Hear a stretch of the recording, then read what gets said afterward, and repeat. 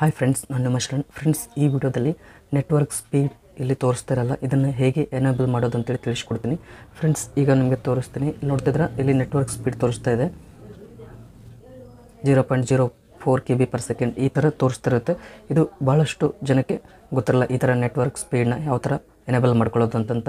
ಅಂದರೆ ಇದು ಡೌನ್ಲೋಡ್ ಆಗಬೇಕಾದ್ರೆ MB/s ಅಲ್ಲಿ ತೋರಿಸುತ್ತೆ. 1 MB/s 2 MB/s ತೋರಿಸ್ತಾ ಇರುತ್ತೆ.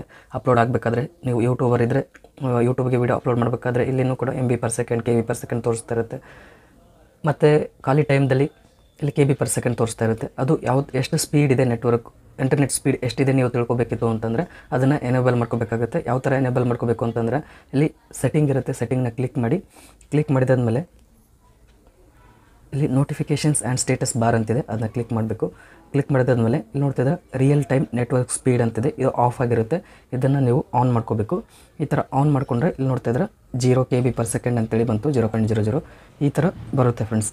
0.20 kb/s ಈ ಥರ ನೆಟ್ವರ್ಕ್ ಸ್ಪೀಡ್ ಎಷ್ಟಿರುತ್ತೆ, ಇಂಟರ್ನೆಟ್ ಸ್ಪೀಡ್ ಎಷ್ಟಿರುತ್ತೆ ಅಷ್ಟು ತೋರಿಸ್ತಾ ಇರುತ್ತೆ. ಇಲ್ಲಿ ನೋಡ್ತಿದ್ರೆ 54 kb/s ಈ ಥರ ಬರ್ತಾ ಇರುತ್ತೆ ಫ್ರೆಂಡ್ಸ್. ಈ ಥರ ನೀವು ಆನ್ ಮಾಡಿಕೊಂಡ್ರೆ ಎಲ್ಲನೂ ನೆಟ್ವರ್ಕ್ ಸ್ಪೀಡ್ ಎಷ್ಟಿದೆ, ಇಂಟರ್ನೆಟ್ ಸ್ಪೀಡ್ ಎಷ್ಟಿದೆ ಅಂತೇಳಿ ನೀವು ನೋಡ್ಕೋಬೋದು. ಇದು ರಿಯಲ್ಮಿ ಮೊಬೈಲ್ನಲ್ಲಿದೆ. ಇದೇ ಥರ ಬೇರೆ ಮೊಬೈಲ್ನಲ್ಲಿ ಕೂಡ ಇರುತ್ತೆ.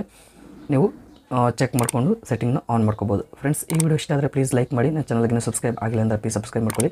ಇದೇ ರೀತಿ ಒಳ್ಳೆ ವೀಡಿಯೋಸ್ ಅಪ್ಲೋಡ್ ಮಾಡ್ತಾ ಇರ್ತೀನಿ ನನ್ನ ಚಾನಲಲ್ಲಿ. Thank you friends, thank you very much.